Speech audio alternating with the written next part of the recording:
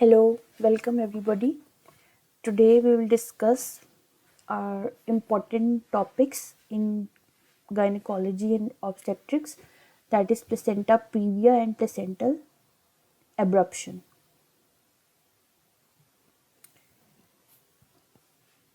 What is placenta previa? Placenta previa, the definition is placenta implanted in the lower segment of the uterus, presenting ahead of the leading pole of the fetus. So placenta previa is actually the placenta that is implanted in the lower segment of the uterus, presenting ahead of the leading pole of the fetus. So it is actually the abnormal location of the placenta. So the placenta comes down and obstruct the leading pole of the fetus. And what is placental abruption? The definition of placental abruption is placental or total detachment that is premature and caused by bleeding at the decidual placental interface. So here the placenta usually detaches from the fundus of the uterus, and there it causes bleeding in between the fundus and the placenta. There is bleeding because of the premature separation of the placenta from the uterus. So we see here there are some types of placenta previa. Here this is normal placenta that is attached here at the fundus of the uterus. So what is low implantation? We see here at the fetal pole it is going, this is the normal location of the placenta, and here it is going down towards the internal os, but it is just low. So this is our internal os. What is partial placenta previa? In partial, it is just covering the internal os, but it is not attached to the internal os. And what is total placenta previa? It is totally covering the internal os and is also attached with it, obstructing the fetal pole. So this is stage 1. This is actually lower segment. Its margin are less than 5 centimeter away from internal os, and this is stage 2. In this, placenta is partially covering the internal os, but it is not, so just its margins are here at the lower pole. So this is also called marginal placenta previa. Here in type 3, this is partial placenta previa. Here the placenta is partially covering the internal os, but it is not attached to it, and this is stage 4 here. So placenta is completely covering the internal os, and it is also attached to the internal cervical os. So this is the types of placenta previa. If we look at placental abruption, so here this is normally uterus, this is placenta, it is attached to it, but if it due to some reason, if something causes detachment of this placenta from this uterus like this, it is separated from this fundus of the uterus. So this placenta is just separating, so here blood is accumulated. This is placental abruption. So if we look at this, so this is the normal presentation. Here this is the placenta, this is normal cervical os, and here is the baby. So if we look at placental abruption, so this placenta is just separating from the uterus, and here blood is accumulating. And this is placenta previa. The placenta is covering the internal cervical os, obstructing the fetal pole. So placenta previa, its occurrence occurs mostly after 24 completed weeks of gestation up to childbirth. And in placental abruption, its occurrence is at more than 20th week of gestation. What are the clinical features of previa? It causes painless, bright red vaginal bleeding, and it causes, placental abruption causes painful, 80% painful vaginal bleeding. Here uterus is soft, non-tender, but here uterine tenderness is and uterine contractions, hypertonus. The pain is sudden in onset, localized to lower back and uterus. So here fetal malpresentation, and here is fetal presentation, typically normal with or without fetal distress. Fetal demise is also 15% times present, with patient present with fetal demise and also with bloody amniotic fluid. What are the risk factors of placenta previa? Previous cesarean deliveries, previous uterine surgery, multiple gestations, previous placenta previa. And what is the risk factors of placental abruption? Risk factors: maternal hypertension, chronic preeclampsia, eclampsia, prior placental abruption, maternal cocaine use, maternal external trauma, maternal smoking during pregnancy. In placenta previa, fetal heart rate is usually normal. Shock and anemia corresponds to the degree of the apparent blood loss. So the amount of blood loss we see, the anemia corresponds to the degree of apparent blood loss. So what is the classification? Type 1, placenta is in the lower segment and its margins are less than 5 cm away from the internal os. And in type 2, this is marginal placenta previa. So this is marginal placenta previa. Placenta is in the lower segment and its margins are at the internal os. Type 3 is partial placenta previa. Placenta is partially covering the internal os but it is not attached with it. And type 4 is central or complete placenta previa. So placenta is completely covering and attached with the cervical os. What is placental abruption? In placental abruption, fetal heart rate usually goes high. Shock and anemia out of proportion to apparent blood loss. Because why shock and anemia sometimes out of proportion to the blood loss? Because sometimes internal concealed hemorrhage that occurs in 20% of patients. So bleeding is not always present. So abruptio placenta has two types of clinical presentations. 80% of patients present with revealed hemorrhage, the hemorrhage which we can see in the vaginal bleeding form, and one is the concealed hemorrhage that the patient comes without vaginal bleeding. In revealed hemorrhage, the blood flows down through the cervix and vagina outside the body, but in concealed hemorrhage, there is collection of blood between fundus of the uterus and placenta after the abruption. So the blood just accumulates inside the body, but it does not come out, and patient doesn't present with the vaginal bleeding. So in clinical features of revealed hemorrhage, patient can be in mild state and can be stable, but the patient in the severe abruption presents with shock. In concealed hemorrhage, there is shock without any visible blood loss. In placenta previa, what is the clinical features? There is pervaginal bleeding. In abdomen, we see abnormal lie and presentation of the body, and ultrasound localization of the placenta and types. So 1/3 cases are asymptomatic and routine. In routine ultrasound we can detect, and 2/3 cases are symptomatic. So what are the complications? Fetal. There are some fetal complications. Perinatal mortality is low but higher than with a normal pregnancy. Prematurity, because bleeding often dictates early cesarean section. Intrauterine hypoxia and IUGR, fetal malpresentation. Preterm, premature rupture of membranes, risk of fetal blood loss from placenta. And in placental abruption, there is revealed hemorrhage and concealed hemorrhage. We have already discussed. In revealed, there is pervaginal bleeding. Abdominal, if we see abdominal exam, there is tense, tender abdomen.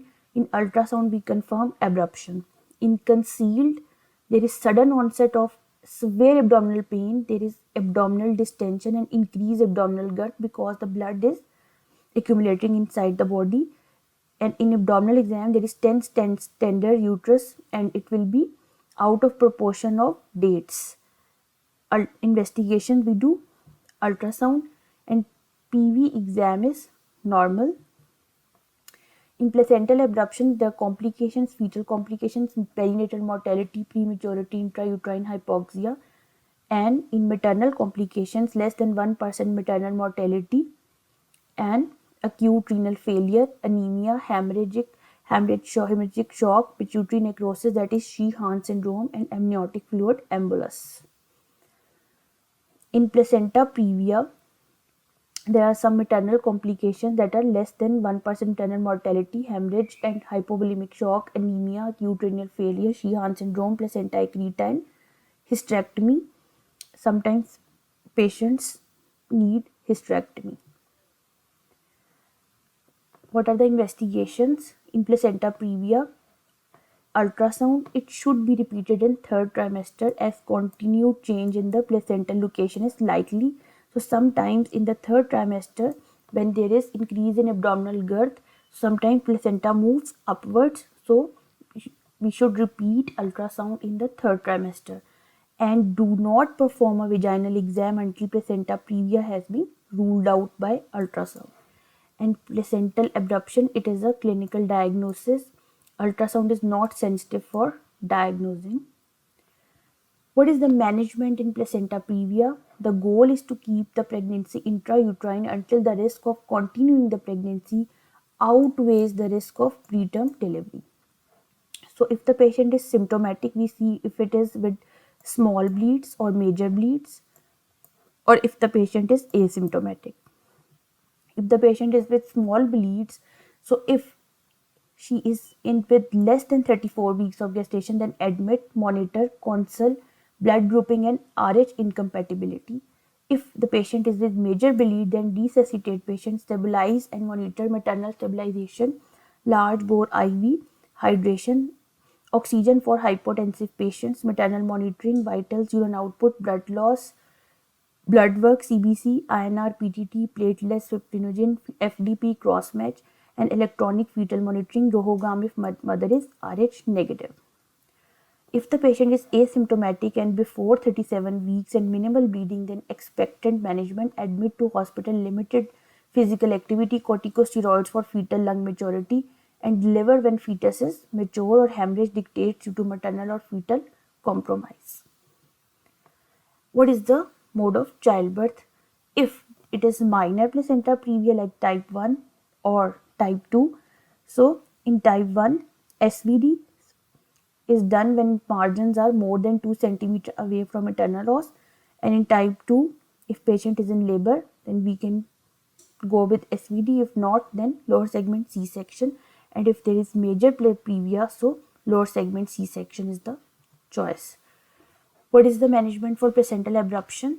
Maternal stabilization, large bore IV with hydration, oxygen for hypotensive patient, maternal monitoring, vitals, urine output, blood loss, blood work, blood products on hand, red cells, platelets, cryoprecipitate because of DIC risk, ROHOGAM if RH negative, mother, and there is Kleher-Betke test. It may confirm abruption because this test tells us about the extent of mixing of maternal and fetal blood cells.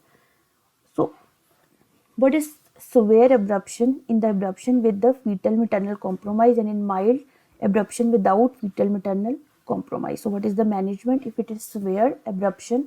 So, hydrate and restore the blood loss and correct the coagulative defect if present. Delivery, cesarean section if live fetus and fetal or maternal distress develop with fluid or blood replacement and the labor fails to progress otherwise. So, and also when SVD is contraindicated. So, we will go with cesarean section. Vaginal delivery, we will go with vaginal delivery if there is no contraindication and no evidence of fetal or maternal distress. And if there is mild abruption and patient gestational age is less than 37 weeks, use serial hematocrit to access the concealed bleeding, counseling, correction of anemia, check RH status, steroid cover for lung maturity of the fetus, deliver when fetus is mature or when hemorrhage dictates, or if the patient gestational age is more than 37 weeks, then stabilize and deliver. So let's move to MCQs. A 27-year-old multiparous woman is admitted to the case room at 31-week gestation with a 1-hour history of vaginal bleeding.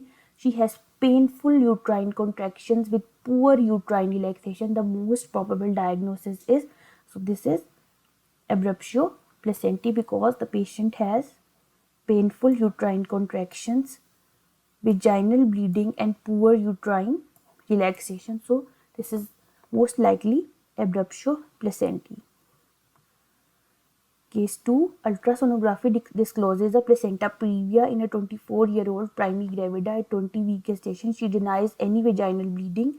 So which of the following would be most appropriate management for this patient? So the patient is coming at 20th week of gestation and she denies any vaginal bleeding, and we see a placenta previa. So we have discussed in our topic that we will repeat the ultrasound in the last trimester, and also in the here the option will be we will repeat the ultrasound at 28 week of gestation, because the placenta is most likely to change its position in the last trimester. So case 3, a 32 weeks estimated gestational age, a 26-year-old multipara has been hospitalized for 10 days for premature rupture of membranes. She had a previous low transverse cesarean section because of arrested dilation. For 2 hours, she has had light vaginal bleeding and contractions every 15 minutes.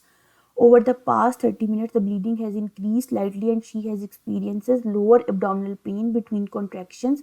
Her temperature is 37 degree, the uterus is tender and the fetal heart rate is 170 beats per minute. Platelet count is 130 into 10 raised to power 9 and leukocyte count is 14.3 into 10 raised to power 9 per liter. Serum fibrinogen is 225 milligram per dl and the assay for fibrin products is positive.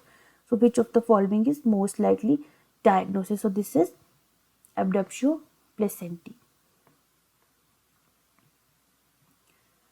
So what is case 4? A 20-year-old pregnant woman is brought to the emergency department complaining of severe abdominal pain. She is at 37-week gestation. Her pregnancy was uneventful until now. She denies vaginal bleeding or any history of trauma. So there is no trauma, no vaginal bleeding, but there is severe abdominal pain and she is at 37 weeks.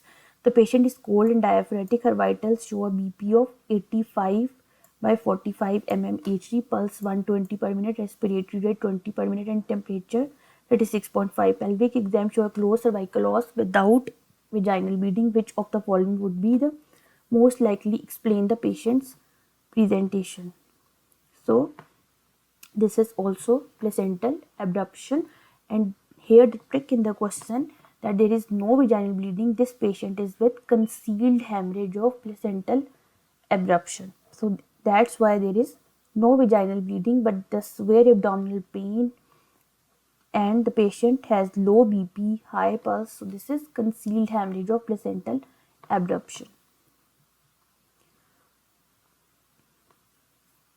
Now case 5, a 24-year-old woman in her 32nd week of pregnancy presents to the emergency department. She said that she woke up in her bed in a pool of blood. She has had no contractions or pain. Her heart rate is 105 beats per minute and blood pressure is 110 by 70 mmHg. Which of the following is the best next step in the management of this patient? So this patient has no contractions and pain and she woke up in her bed in a pool of blood. So this is most likely placenta previa. So they are asking the best next step. So the best next step is transabdominal ultrasound, because transabdominal ultrasound is done before a digital vaginal exam in all third trimester bleeding. This patient has painless vaginal bleeding which may be indicative of placenta previa. If a digital vaginal exam is done, it can result in increased separation of the placenta and the uterus, leading to an increase in bleeding. So delivery is premature at this point. So do an ultrasound to distinguish between cesarean and vaginal delivery modes should it become necessary. So digital vaginal exam is contraindicated in third trimester vaginal bleeding. It may lead to increased separation between placenta and the uterus, resulting in a severe hemorrhage. So, regarding diagnostic tests, the transvaginal ultrasound may be done after a transabdominal ultrasound, and care must be taken not to enter the cervix as this can induce separation. But transvaginal ultrasound is a confirmatory test and helps monitor placement of the placenta in the uterus during pregnancy. So, here the best next step is the transabdominal ultrasound. So, hope you have got some idea regarding placenta previa and placental abruption. So, thank you.